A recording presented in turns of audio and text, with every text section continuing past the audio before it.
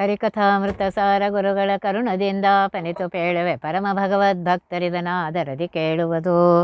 ಕಡು ಕರುಣಿ ನೀನೆಂದರಿದು ಹೇರುಡಲ ನಮಿಸುವೆ ನಿನ್ನಡೆಗೆ ಬೆಂಬಿಡದೆ ಪಾಲಿಸು ಪರಮ ಕರುಣ ಸೆಂದು ಎಂದೆಂದು. ನಡು ನಡುವೆ ಬರುತ್ತಿಪ್ಪ ವಿಘ್ನವ ತಡೆದು ಭಗವನ್ ನಾಮ ಕೀರ್ತನೆ ನುಡಿದು ನುಡಿಸೆನ್ನಿಂದ ಪ್ರತಿ ದಿವಸದಲ್ಲಿ ಮರೆಯದಲೇ. ರಾಮದೇವರ ಮಹಿಮೆಯನ್ನು ನೋಡ್ತಾ ಇದ್ದೀವಿ. ದಾಸರು ಒಂದು ಕಡೆ ಮೂರೇ ನುಡಿಯಲ್ಲಿ ರಾಮದೇವರ ಮಹಿಮೆಯನ್ನು ಹೇಳ್ತಾರೆ. ಜಯರಾಮ ರಘುರಾಮ ಪುರುಷೋತ್ತಮ ತವನಾಮ ಸುಖಧಾಮ ಅಮೃತೋಪಮ. ರಾಮ ರಿಪುಭೀಮ ಜಿತಕಾಮ ದೇವೋತ್ತಮ ಘನಶ್ಯಾಮ ಅಭಿರಾಮ ಸಕಲಾಗಮ ರಾಮ. ಭವನಾಶ ಜಗದೀಶ ಸುರನಾಯಕ ಫಣಿಭೂಷ ಸಕಲೇಶ ವರದಾಯಕ. ಪರಮೇಶ ಯಮಪಾಶ ಭವನಾಶ ಕಮಲೇಶ ಶ್ರೇಷ ಗಿರಿನಾಯಕ. ಪರಮಾತ್ಮ ರಾಮದೇವರೇ ನಿಮಗೆ ಜಯವಾಗಲಿ. ನೀವೆಂಥವರು ರಘುಕುಲದಲ್ಲಿ ಹುಟ್ಟಿ ಶ್ರೇಷ್ಠರಾಗಿರುವಂತಹ ರಾಮಚಂದ್ರ ದೇವರೇ, ನೀವು ಸಾಮಾನ್ಯ ರಾಜರಲ್ಲಪ್ಪ, ಪುರುಷೋತ್ತಮರಾಗಿದ್ದೀರಿ. ಸರ್ವೋತ್ತಮನಾಗಿರುವಂತಹ ಪರಮಾತ್ಮನೇ ಇಲ್ಲಿ ನೀವು ಅವತಾರವನ್ನು ತೆಗೆದುಕೊಂಡು ಬಂದಿದ್ದೀರಿ. ತ್ರೇತಾಯುಗದಲ್ಲಿ ರಾಮಚಂದ್ರನಾಗಿ ಅವತಾರವನ್ನು ತೆಗೆದುಕೊಂಡು ಬಂದಿದ್ದೀಯಪ್ಪ ಪರಮಾತ್ಮ. ನೀನು ಸರ್ವೋತ್ತಮನಾಗಿರುವಂತಹ ಪರಮಾತ್ಮನೇ ಆಗಿದ್ದಿ. ತವನಾಮ ಸುಖಧಾಮ. ಪರಮಾತ್ಮ ನಿನ್ನ ನಾಮ ಅತ್ಯಂತ ಮಂಗಲಕರವಾಗಿದೆ. ನಮಗೆ ಸುಖಧಾಮವಾಗಿರುವಂತಹ ವೈಕುಂಠವನ್ನೇ ತಂದುಕೊಡುತ್ತೆ. ಯಾರು ಸತತ ಆ ಪರಮಾತ್ಮನ ನಾಮವನ್ನು ಹೇಳ್ತಾ ಇರ್ತಾರೆಯೋ, ಧ್ಯಾನ ಮಾಡ್ತಾ ಇರ್ತಾರೆಯೋ, ಅಂಥವರಿಗೆ ಪರಮಾತ್ಮ ಅನುಗ್ರಹವನ್ನು ಮಾಡಿಯೇ ಮಾಡ್ತಾನೆ. ಅಮೃತೋಪಮ ರಾಮ. ಪರಮಾತ್ಮನ ನಾಮ ಹೇಗಿದೆ ಅಂದರೆ ಅಮೃತ ಕುಡಿದಷ್ಟು ಸಂತೋಷ ಆಗತ್ತೆ, ಜೊತೆಗೆ ಪರಮಾತ್ಮನ ವೈಕುಂಠವೇ ಸಿಕ್ಕತ್ತೆ. ಅಂತಹ ಪರಮಾತ್ಮ ನಿನಗೆ ಜಯವಾಗಲಿಪ್ಪ ಅಂತ ಹೇಳ್ತಾ ಇದ್ದಾರೆ. ರಿಪುಭೀಮ. ರಿಪುಗಳು ಅಂದರೆ ಶತ್ರುಗಳು. ಶತ್ರುಗಳಿಗೆ ಪರಮಾತ್ಮ ಭಯಂಕರನಾಗಿದ್ದಾನೆ ರಾಮಚಂದ್ರ. ಅವನ ಹೆಸರು ಕೇಳಿದ್ರೆ ಓಡಿ ಹೋಗ್ತಾರೆ, ನಾವು ಬಂದ್ರಂತೂ ಮುಗಿದು ಹೋಗ್ತಾರೆ, ನಿಲ್ಲಕ್ಕೆ ಸಾಧ್ಯ ಇಲ್ಲ. ಜಿತಕಾಮ. ನೋಡ್ರಿ, ಕಾಮನನ್ನು ಗೆದ್ದವನು, ಕಾಮನಿಗಿಂತ ಶ್ರೇಷ್ಠನಾದವನು, ಸರ್ವೋತ್ತಮನಾದವನು. ತನ್ನ ರಾಮಾವತಾರದಲ್ಲೇ ಪರಮಾತ್ಮ ತೋರಿಸಿಕೊಟ್ಟಿದ್ದಾನೆ ಜಿತಕಾಮ ಅನ್ನುವುದನ್ನು. ದೇವೋತ್ತಮ. ದೇವೋತ್ತಮನಾಗಿದ್ದಾನೆ ಪರಮಾತ್ಮ, ಸರ್ವೋತ್ತಮನಾಗಿದ್ದಾನೆ ಪರಮಾತ್ಮ. ರಾಮಚಂದ್ರ ದೇವರು ಸರ್ವೋತ್ತಮನಾಗಿರುವಂತಹ, ಸರ್ವೋತ್ಕೃಷ್ಟನಾಗಿರುವಂತಹ, ಸರ್ವಸ್ವಾಮಿಯಾಗಿರುವಂತಹ ಪರಮಾತ್ಮನೇ ರಾಮದೇವರ ಅವತಾರವನ್ನು ತೆಗೆದುಕೊಂಡಿದ್ದಾನೆ. ಘನಶ್ಯಾಮ. ಪರಮಾತ್ಮನ ಬಣ್ಣ ಹೇಗಿತ್ತು ಅಂದರೆ ಘನಶ್ಯಾಮ. ಅಭಿರಾಮ. ಅತ್ಯಂತ ಸುಂದರನಾಗಿದ್ದಂತೆ ರಾಮಚಂದ್ರ ದೇವರು. ಅಭಿರಾಮ ಅಂದರೆ ಅತ್ಯಂತ ಸುಂದರ, ಅತಿ ಸುಂದರನಾಗಿದ್ದವನು. ಸಕಲಾಗಮ ರಾಮ. ಸಕಲ ವೇದಗಳಿಂದಲೂ ಸ್ತುತ್ಯನಾದವನು ರಾಮಚಂದ್ರ ದೇವರು. ಪರಮಾತ್ಮ ಒಬ್ಬನೇ ಸಕಲ ವೇದಗಳಿಂದ ಸ್ತುತ್ಯನಾಗಿದ್ದಾನೆ. ಆ ದೇವರೇ ಇಲ್ಲಿ ರಾಮಚಂದ್ರನಾಗಿ ಅವತಾರವನ್ನು ತೆಗೆದುಕೊಂಡಿದ್ದಾನೆ. ಭವನಾಶ. ಸಂಸಾರದಿಂದ ಉದ್ಧಾರ ಆಗಬೇಕಾಗಿದ್ದರೆ, ಆ ಪರಮಾತ್ಮನ ಅನುಗ್ರಹ ಪಡೆಯಬೇಕಾಗಿದ್ದರೆ ರಾಮದೇವರ ಸ್ಮರಣೆಯನ್ನು ಮಾಡಿರಿ, ಅವನ ಸ್ತೋತ್ರವನ್ನು ಮಾಡಿರಿ. ಆಗ ಪುರುಷೋತ್ತಮನಾಗಿರುವಂತಹ, ಸರ್ವೋತ್ತಮನಾಗಿರುವಂತಹ ಪರಮಾತ್ಮ ಈ ಸಂಸಾರದಿಂದ ನಮ್ಮನ್ನು, ಸಂಸಾರ ಸಾಗರದಿಂದ ನಮ್ಮನ್ನು ಪಾರು ಮಾಡ್ತಾನೆ. ಜಗದೀಶ. ಜಗತ್ತಿಗೆ ಸ್ವಾಮಿಯಾಗಿದ್ದಾನೆ. ಸರ್ವೋತ್ತಮನಾಗಿರುವಂತಹ, ಸರ್ವೋತ್ಕೃಷ್ಟನಾಗಿರುವಂತಹ, ಸರ್ವಸ್ವಾಮಿಯಾಗಿರುವಂತಹ ಪರಮಾತ್ಮ ಜಗತ್ತಿಗೆ ಸ್ವಾಮಿಯಾಗಿದ್ದಾನೆ. ಅವನು ಬಿಟ್ಟರೆ ಬೇರೆ ಯಾರೂ ಸ್ವಾಮಿ ಇಲ್ಲ. ಅಂತಹ ಸುರನಾಯಕ ಅಂತ ಹೇಳ್ತಾರೆ. ದೇವತೆಗಳ ಸ್ವಾಮಿಯಾಗಿದ್ದಾನೆ, ದೇವೋತ್ತಮನಾಗಿದ್ದಾನೆ ಪರಮಾತ್ಮ ಅಂತ ಹೇಳ್ತಾ ಇದ್ದಾರೆ. ಫಣಿಭೂಷ. ಸರ್ಪವನ್ನು ಭೂಷಣವನ್ನಾಗಿ ಮಾಡಿಕೊಂಡಿದ್ದಾನೆ. ಸರ್ಪಭೂಷಣನೂ ಆಗಿದ್ದಾನೆ. ಸರ್ಪಭೂಷಣನಾಗಿರುವಂತಹ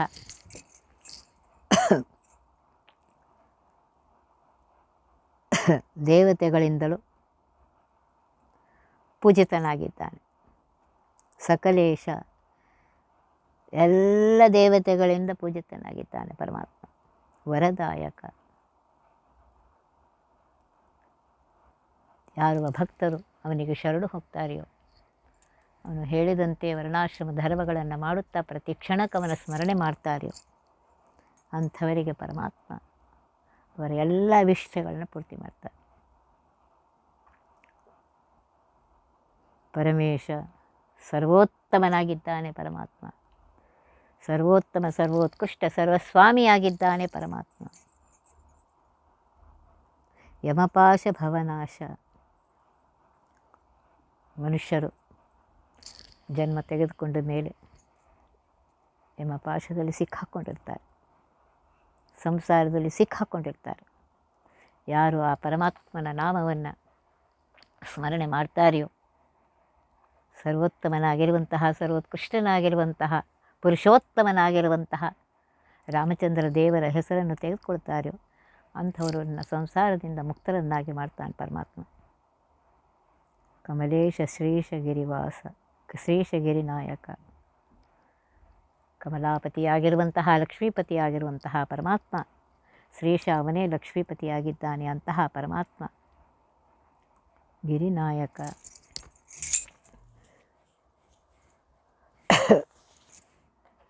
ಅವನೇ ಗಿರಿನಾಯಕನಾಗಿದ್ದಾನೆ. ವೆಂಕಟಾಚಲದಲ್ಲಿಯೂ ಇರುವವನು ಅವನೇ ಅಂಥೇಳಿ ಹೇಳ್ತಾ ಇದ್ದಾರೆ. ಮೂರೇ ನುಡಿ ಹಾಡಿನಲ್ಲಿ ಆ ಸರ್ವೋತ್ತಮನಾಗಿರುವಂತಹ ಪರಮಾತ್ಮ ಅವತಾರವನ್ನು ತೆಗೆದುಕೊಂಡು ಬಂದು ಹೇಗೆ ಉದ್ಧಾರ ಮಾಡಿದನು ಜನರಿಗೆ ಅನ್ನೋದನ್ನು ಹೇಳ್ತಾ ಇದ್ದಾರೆ. ಇನ್ನೊಂದು ಇದು ಇದೆ, ಶ್ರೀರಾಮಚಂದ್ರನ ಮಹಿಮೆ. ಚಿಂತಯಾಮಿ ರಾಮಮಮಿತ ಮಹಿಮಂ ಶಾಂತದಾಂತಮಾಕಾಂತಧೀಮಂತ ಅಂತರಾತ್ಮ ಅಮಲ ಸುಗುಣಭರಿತಂ ಸಂತ ಹನುಮಂತನಮಿತ ಚರಿತಂ ಮೌನಿಯಾಗಪಾಲಮತುಳಶೂರಂ ಮಾನಿನೇಮಣಿ ಶಾಪಭಂಗಚತುರಂ ಜಾನಕೀ ಹೃದಯಾಪಹಾರಧೀರಂ ಸಾನುಜಭರತೇಷ್ಟ ದಾತಮುದಾರಂ ದಾನವಖರದೂಷಣ ಸಂಹಾರಂ ಆನತಖಚರೇಂದ್ರಮೋಕ್ಷದಾತಾರಂ ಕಾನನ ಸತ್ಪಾವನಕರ ಸಚ್ಚಾರಂ ವಾನರಪತಿ ಸೇವಿತ ಪರಿವಾರಂ ದಾನವರಾವಣಮರ್ದನಶೂರಂ ದೀನಪಾಲಗಿರಿಪತಿ ಗಂಭೀರಂ ಹೇಳ್ತಾ ಇದ್ದಾರೆ. ಪರಮಾತ್ಮ ಎಂಥವನು ಅಂದರೆ ರಾಮಚಂದ್ರ ಸರ್ವೋತ್ತಮನಾಗಿರುವಂತಹ, ಸರ್ವೋತ್ಕೃಷ್ಟನಾಗಿರುವಂತಹ, ಸರ್ವಸ್ವಾಮಿಯಾಗಿರುವಂತಹ ಆ ಪರಮಾತ್ಮನೇ ಇಲ್ಲಿ ರಾಮನಾಗಿ ಅವತಾರವನ್ನು ತೆಗೆದುಕೊಂಡಿದ್ದಾನೆ. ಅಂತಹ ರಾಮನನ್ನು ಸ್ಮರಣೆ ಮಾಡ್ತಾ ಇರು. ಏನೇನೋ ಸ್ಮರಣೆ ಮಾಡಬೇಡ, ಆ ಸರ್ವಸ್ವಾಮಿಯಾಗಿರುವಂತಹ ರಾಮಚಂದ್ರನ ಸ್ಮರಣೆ ಮಾಡ್ತಾ ಇರು. ಶಾಂತದಾಂತ, ಇಂದ್ರಿಯ ನಿಗ್ರಹವುಳ್ಳವನವನು. ಅವನ ಸ್ಮರಣೆ ಮಾಡಿದರೆ ನಮಗೂ ಇಂದ್ರಿಯ ನಿಗ್ರಹವನ್ನು ತಂದು ಕೊಡ್ತಾನೆ. ಮಾಕ ಅಂತ ಲಕ್ಷ್ಮೀಪತಿಯಾಗಿರುವಂತಹ, ಸೀತಾಪತಿಯಾಗಿರುವಂತಹ ಪರಮಾತ್ಮ ಧೀಮಂತ ಅಂತ ಇದ್ದಾರೆ. ಜ್ಞಾನಾನಂದ ಸಮುದ್ರನಾಗಿದ್ದಾನೆ ಪರಮಾತ್ಮ. ಅಂತಹ ಪರಮಾತ್ಮನನ್ನು ಸ್ಮರಣೆ ಮಾಡ್ತಾ ಇರು. ಅಂತರಾತ್ಮ ಅಮಲ ಸುಗುಣ ಭರಿತಂ, ಅನಂತ ಕಲ್ಯಾಣ ಗುಣ ಪರಿಪೂರ್ಣನಾಗಿದ್ದಾನೆ ಪರಮಾತ್ಮ.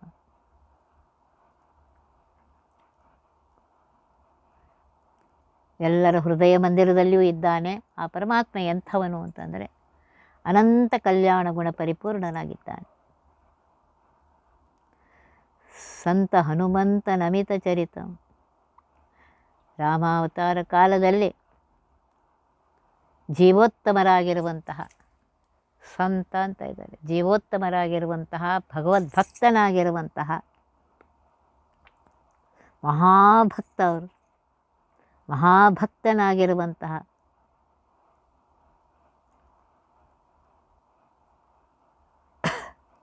ಆ ಹನುಮಂತನಿಂದ ಸಂಸೇವಿತರಾಗಿದ್ದಾರೆ. ಹನುಮಂತ ನಿಂತಾಗ, ಕೂತಾಗ, ಎದ್ದಾಗ ಪ್ರತಿ ಕ್ಷಣಕ್ಕೂ ಆ ಪರಮಾತ್ಮನ ಜೊತೆಗೆ, ರಾಮಚಂದ್ರ ಜೊತೆಗೆ ಇರ್ತಾರೆ. ಅವರ ಸೇವೆಯನ್ನು ಹೇಳದೇ ಮಾಡಿಸ್ತಾ ಇದ್ದಾರೆ. ಅಮಿತ ಚರಿತಂ ಅಂತ ಇದ್ದಾರೆ.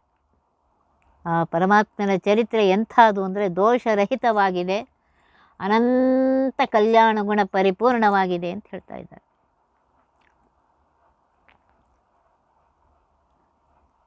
ಮೌನಿಯಾಗಪಾಲ ವಿಶ್ವಾಮಿತ್ರರು ಯಜ್ಞವನ್ನು ಮಾಡುವಾಗ ಅದಕ್ಕೆ ಬಹಳಷ್ಟು ರಾಕ್ಷಸರು ಅವರು ಇವರು ಬಂದು ಅದನ್ನು ಇದು ಮಾಡ್ತಾಯಿದ್ರು. ಆ ಯಾಗವನ್ನು ರಕ್ಷಣೆ ಮಾಡುವುದಕ್ಕೋಸ್ಕರ ಪರಮಾತ್ಮ ಅಲ್ಲೇ ನಿಂತಿದ್ದಾನೆ. ನಿಂತು ಅವರು ಪೂರ್ತಿ ಯಾಗವನ್ನು ಸರಿಯಾಗಿ ಮಾಡುವಂತೆ ಮಾಡಿಸಿದ್ದಾನೆ. ಅತುಳಶೂರಂ ಅಂತ ಇದ್ದಾರೆ. ಪರಮಾತ್ಮನ ಸಮರಾದಂತಹ ಶೂರರು ಯಾರಿದ್ದಾರಪ್ಪ? ಯಾರ್ಯಾರೂ ಇಲ್ಲವೇ ಇಲ್ಲ.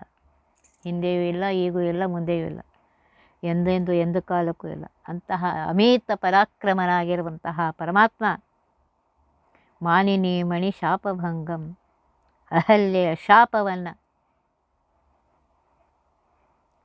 ಅಹಲ್ಯೆ ಗೌತಮ ಋಷಿಗಳ ಪತ್ನಿಯಾಗಿರುವಂತಹ ಅಹಲ್ಯೆ ಶಾಪದಿಂದ ಕಲ್ಲಾಗಿದ್ಲು. ಪರಮಾತ್ಮ ಕೇವಲ ತನ್ನ ಪಾದದ ಧೂಳಿಯಿಂದ ಅವಳ ಶಾಪವನ್ನು ಭಂಗ ಮಾಡಿದ್ದಾನೆ. ಅವಳನ್ನು ಶಾಪದಿಂದ ಉದ್ಧಾರ ಮಾಡಿದ್ದಾನೆ ಪರಮಾತ್ಮ. ಚತುರಂ ಅಂತ ಇದೆ. ಅನಂತ ಕಲ್ಯಾಣ ಗುಣ ಪರಿಪೂರ್ಣನಾಗಿರುವಂತಹ, ದೋಷ ದೂರನಾಗಿರುವಂತಹ ಆ ಪರಮಾತ್ಮ ಸಮರಾದ ಪರಾಕ್ರಮಿಗಳು, ಜ್ಞಾನಿಗಳು ಈ ಪ್ರಪಂಚದಲ್ಲಿ ಯಾರ್ಯಾರು ಎಂದು ಯಾವ ಕಾಲಕ್ಕೂ ಇಲ್ಲವೇ ಇಲ್ಲ. ಜಾನಕಿ ಹೃದಯಾಪಹಾರಂ, ಸೀತಾದೇವಿಯ ಮನಸ್ಸನ್ನು ಅಪಹಾರ ಮಾಡಿಕೊಂಡಿದ್ದ. ಸೀತಾದೇವಿ ಅವನ ಹೃದಯ ಮಂದಿರದಲ್ಲಿ ಆ ಮಹಾಲಕ್ಷ್ಮೀ ದೇವಿ ಕೂತ್ಕೊಂಡಿದ್ದ, ಸೀತಾದೇವಿ ಕೂತ್ಕೊಂಡಿದ್ದ. ಸೀತಾದೇವಿಯ ಹೃದಯ ಮಂದಿರದಲ್ಲಿ ಪರಮಾತ್ಮ ಇದ್ದ. ಧೀರ, ಅತ್ಯಂತ ಪರಾಕ್ರಮಶಾಲಿ, ಅತ್ಯಂತ ಶೂರನಾಗಿದ್ದಾನೆ ಪರಮಾತ್ಮ.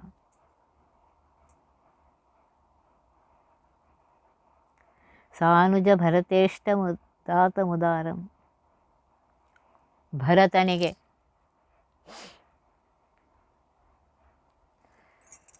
ಅವನು ದಶರಥನ ರೀತಿತ್ತು.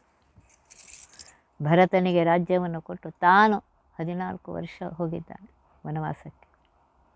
ನಾನು ದೊಡ್ಡವನಿದ್ದೀನಿ, ನಾನೇ ರಾಜ ಆಗಬೇಕಾಗಿತ್ತು, ನೀನೇ ಹೋಗಾಗಲಿಲ್ಲ, ನೀನು ರಾಜನಾಗು, ರಾಜ್ಯವನ್ನು ಚೆನ್ನಾಗಿ ನೋಡ್ಕೋ, ನಾನು ಹೋಗ್ತೇನೆ ಅಂತ ಹೇಳಿದ. ಅಂತಹ ಉದಾರ ಮನಸ್ಸಿನವನಾಗಿರುವಂತಹ ಆ ಸರ್ವೋತ್ತಮನಾಗಿರುವಂತಹ ಪರಮಾತ್ಮ, ಅವನ ಮಹಿಮೆಯನ್ನು ಯಾವಾಗಲೂ ಸ್ಮರಣೆ ಮಾಡ್ತಾ ಇದೆ. ಆ ಸರ್ವೋತ್ತಮನಾಗಿರುವಂತಹ ಪರಮಾತ್ಮನ ಸ್ಮರಣೆ ಅಷ್ಟೇ ಅಲ್ಲ, ಅವನಿಗೆ ನಮಸ್ಕಾರ ಮಾಡ್ತಾ ಇದೆ, ಅವನ ಧ್ಯಾನವನ್ನು ಮಾಡ್ತಾ ಇದೆ. ದಾನವ ಖರದೂಷಣ ಸಂಹಾರ, ಖರದೂಷಣ ಅನ್ನುವಂತಹ ದೈತ್ಯರನ್ನು ಸಂಹಾರ ಮಾಡಿದಂತಹ ಪರಮಾತ್ಮ ರಾಮಚಂದ್ರ ದೇವರು. ಆನತ ಖಚರೇಂದ್ರ ಮೋಕ್ಷದಾತಾರಂ, ಆ ಖೇಚರನಿಗೆ ಸ್ತುತಿ ಮಾಡಿದಾಕ್ಷಣ ಅವನಿಗೆ ಮೋಕ್ಷವನ್ನು ಕೊಟ್ಟಿದ್ದಾನೆ. ಕಾನನ ಸತ್ಪಾವನ ಕರ ಸಂಚಾರಂ, ನೋಡಿ 14 ವರ್ಷ ವನವಾಸದಲ್ಲಿ ಅವನು ಹೋದ ಪ್ರತಿಯೊಂದು, ಅವನು ಕಾಲಿಟ್ಟ ಪ್ರತಿಯೊಂದು ಕಣ ಭೂಮಿ ಪವಿತ್ರವಾಗಿದೆಯಂತೆ. ಇಡೀ ಆ ಭೂಮಿಯನ್ನೇ ಪವಿತ್ರ ಮಾಡುವುದಕ್ಕೋಸ್ಕರ ಪರಮಾತ್ಮ ಕಾಡಿಗೆ ಹೋಗಿದ್ದಾನೆ ಹೊರತು ನಮಗೋಸ್ಕರ ಹೋಗಿದ್ದಾನೆ. ಆ ಎಲ್ಲ ಭೂಮಿಯನ್ನು ಪವಿತ್ರವನ್ನಾಗಿ ಮಾಡಿ ಅದು ಪೂರ್ತಿ ಪುಣ್ಯಕ್ಷೇತ್ರವನ್ನಾಗಿ ಮಾಡಿದ್ದಾನೆ ಪರಮಾತ್ಮ. ವಾನರಪತಿ ಸೇವಿತ ಪರಿವಾರ, ವಾನರಪತಿಯಾಗಿರುವಂತಹ ಹನುಮಂತನಿಂದ ಸೇವಿತನಾಗಿದ್ದಾನೆ. ಹನುಮಂತ ಎಷ್ಟು ಸೇವೆ ಮಾಡಿದ್ದಾನೆ ಅಂತಂದರೆ ಹಾಗೆ ಹಿಂದೆ ಯಾರೂ ಮಾಡಿಲ್ಲ, ಮುಂದೆ ಮಾಡಲಿಕ್ಕಾಗೋದಿಲ್ಲ, ಈಗ ಯಾರು. ಹಾಗೆ ಆ ಪರಮಾತ್ಮನ ಸೇವೆ ದೂತ ಹೇಗಿರಬೇಕು, ಸೇವಕ ಹೇಗಿರಬೇಕು ಅಂದರೆ ಪ್ರಭು ಹೇಳುವುದಕ್ಕಿಂತ ಸ್ವಾಮಿ ಹೇಳುವುದಕ್ಕಿಂತ ಮೊದಲೇ ಅವರ ಮನಸ್ಸನ್ನು ತಿಳಿದುಕೊಂಡು ಏನು ಬೇಕು ಏನು ಬೇಡ ಎಲ್ಲ ಸರಿಯಾಗಿ ತಿಳ್ಕೊಂಡು ಮಾಡಬೇಕು. ಹಾಗೆ ವಾಯುದೇವರು ಹನುಮಂತನಾಗಿ ಆ ಪರಮಾತ್ಮನ ಸೇವೆಯನ್ನು ಅಷ್ಟು ಚೆನ್ನಾಗಿ ಮಾಡಿದ್ದಾರೆ.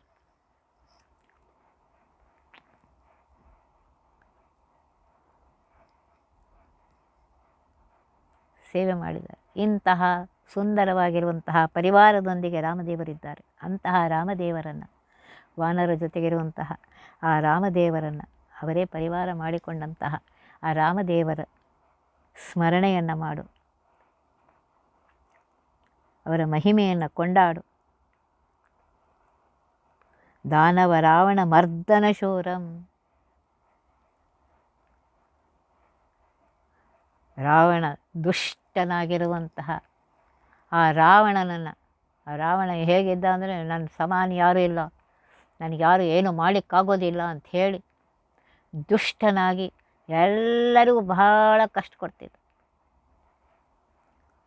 ಆ ದುಷ್ಟನಾಗಿರುವಂತಹ ದೈತ್ಯನನ್ನು ಕೊಂದು ಹಾಕಿದ್ದಾನೆ. ಅತ್ಯಂತ ಶೂರನಾಗಿರುವಂತಹ ಆ ಸರ್ವೋತ್ತಮನಾಗಿರುವಂತಹ ಪರಮಾತ್ಮ ರಾಮಚಂದ್ರ. ದೀನಪಾಲ ಗಿರಿಪತಿ ಗಂಭೀರ, ರಾಮ ಹೇಗಿದ್ದ ಅಂದರೆ ಗಂಭೀರನಾಗಿದ್ದ. ಯಾವ ಕಾಲದಲ್ಲಿ ಹೇಗಿರಬೇಕು, ಹೇಗೆ ಮಾಡಬೇಕು, ಇಲ್ಲದೊಂದು ಹುಚ್ಚುತನ ಮಾಡದೆ, ಹಾಸ್ಯತನ ಮಾಡದೆ ತನ್ನ ಗಾಂಭೀರ್ಯವನ್ನು ಕಾಪಾಡಿಕೊಂಡು ಬಂದಿದ್ದ ರಾಮಚಂದ್ರ. ದೀನಪಾಲ, ಭಕ್ತವತ್ಸಲನಾಗಿರುವಂತಹ, ತನಗೆ ಯಾರು ಶರಣು ಬರ್ತಾರೆಯೋ ಅಂಥವರನ್ನು ರಕ್ಷಣೆ ಮಾಡುವಂತಹ ರಾಮಚಂದ್ರ ದೇವರು. ಅಂತಹ ರಾಮಚಂದ್ರ ದೇವರನ್ನು ಚಿಂತೆಯಾಮಿ, ಅವರನ್ನು ಸ್ಮರಣೆಯನ್ನು ಮಾಡು. ಅಮಿತ ಮಹಿಮನಾಗಿರುವಂತಹ, ಶಾಂತ ಸ್ವರೂಪನಾಗಿರುವಂತಹ, ಲಕ್ಷ್ಮೀಪತಿಯಾಗಿರುವಂತಹ, ಸರ್ವೋತ್ತಮನಾಗಿರುವಂತಹ, ಸರ್ವೋತ್ಕೃಷ್ಟನಾಗಿರುವಂತಹ, ಸರ್ವಸ್ವಾಮಿಯಾಗಿರುವಂತಹ ಆ ಪರಮಾತ್ಮನನ್ನು ಸ್ಮರಣೆ ಮಾಡು ಅಂತ ಹೇಳ್ತಾ ಇದ್ದಾರೆ. ಎಷ್ಟು ಸುಂದರವಾಗಿ ಇವು ಸಣ್ಣ ಸಣ್ಣ ಪದ್ಯಗಳೇ ಇವೆ. ಆ ಸಣ್ಣ ಸಣ್ಣ ಪದ್ಯದಲ್ಲಿಯೇ, ಸ್ತೋತ್ರದಲ್ಲಿಯೇ ಆ ಸರ್ವೋತ್ತಮನಾಗಿರುವಂತಹ ಪರಮಾತ್ಮನ ಸ್ತೋತ್ರವನ್ನು ಮಾಡುತ್ತಾ, ರಾಮನ ಲೀಲೆಯನ್ನು ಹೇಳುತ್ತಾ, ಆ ಮಂತ್ರ ಈ ಮಂತ್ರ ಜಪಿಸಿನಿ ಕೆಡಬೇಡ ಸೋಮಶೇಖರ ತನ್ ಭಾಮೆಗೆ ಪೇಳಿದ ಮಂತ್ರ ಅಂತ ಹೇಳ್ತಾರೆ. ಚಂದ್ರಶೇಖರನಾಗಿರುವಂತಹ ರುದ್ರದೇವರು ತಮ್ಮ ಪತ್ನಿಯಾಗಿರುವಂತಹ ಪಾರ್ವತೀ ದೇವಿಗೆ ಉಪದೇಶ ಮಾಡಿದಂತಹ ರಾಮ ಮಂತ್ರವನ್ನು ಜಪ ಮಾಡ್ತಾರೆ. ಪರಮಾತ್ಮ ನಾಲಿಗೆಯನ್ನು ಕೊಟ್ಟಿದ್ದಾನೆ, ಮಾತನಾಡುವ ಶಕ್ತಿಯನ್ನು ಕೊಟ್ಟಿದ್ದಾನೆ. ಕಪ್ಪೆಯಂತೆ ಒಟಗುಟ್ಟದೆ ಎರಡೇ ಅಕ್ಷರದ ಆ ಪರಮಾತ್ಮನ ಮಂಗಲಕರವಾಗಿರುವಂತಹ ನಾಮವನ್ನು ಸ್ಮರಣೆ ಮಾಡ್ತಾರೆ. ಆಗ ಲಕ್ಷ್ಮೀಪತಿಯಾಗಿರುವಂತಹ ಪರಮಾತ್ಮ ನಿನಗೆ ಅನುಗ್ರಹ ಮಾಡಿಯೇ ಮಾಡ್ತಾನೆ. ಮಾನವ ಜನ್ಮವನ್ನು ಕೊಟ್ಟದ್ದು ಅದಕ್ಕೋಸ್ಕರ. ಆ ಮಾನವ ಜನ್ಮ ಬಂದಾಗ, ನಾಲಿಗೆಯನ್ನು ಕೊಟ್ಟಾಗ ಹಾಳು ಹರಟೆಯನ್ನು ಹೊಡೆಯದೆ ಆ ಅತ್ಯಂತ ಮಂಗಲಕರನಾಗಿರುವಂತಹ, ಸರ್ವೋತ್ತಮನಾಗಿರುವಂತಹ, ಸರ್ವೋತ್ಕೃಷ್ಟನಾಗಿರುವಂತಹ, ಸರ್ವಸ್ವಾಮಿಯಾಗಿರುವಂತಹ, ಲಕ್ಷ್ಮೀಪತಿಯಾಗಿರುವಂತಹ ಪರಮಾತ್ಮನ ನಾಮಸ್ಮರಣೆಯನ್ನು ಮಾಡು. ರಾಮಾಂತ ಎರಡೇ ಅಕ್ಷರದ ರಾಮ ಸೀತಾಪತಿಯಾಗಿರುವಂತಹ ಪರಮಾತ್ಮನ ಸ್ಮರಣೆಯನ್ನು ಮಾಡು ಅಂತ ಹೇಳ್ತಾ ಇದ್ದಾರೆ. ಒತ್ತಿ ವಿಘ್ನಗಳ ಕಳೆದಪ ಮೃತ್ಯುವಿಗೆ ಮರೆ ಮಾಡಿ ಕಾಲನ ದೂತರಿಗೆ ಭೀಕರವ ಪುಟ್ಟಿಸಿ ಸಕಲ ಸಿದ್ಧಿಗಳ ಒತ್ತಿಗೊಳ್ಳಿಸಿವನರು ಹೇಕ್ಷಣ ನೃತ್ಯ ಮಾಡುವರವರ ಮನೆಯೊಳು ನಿತ್ಯ ಮಂಗಳ ಹರಿಕಥಾಮೃತ ಸಾರ ಪಠಿಸುವರ.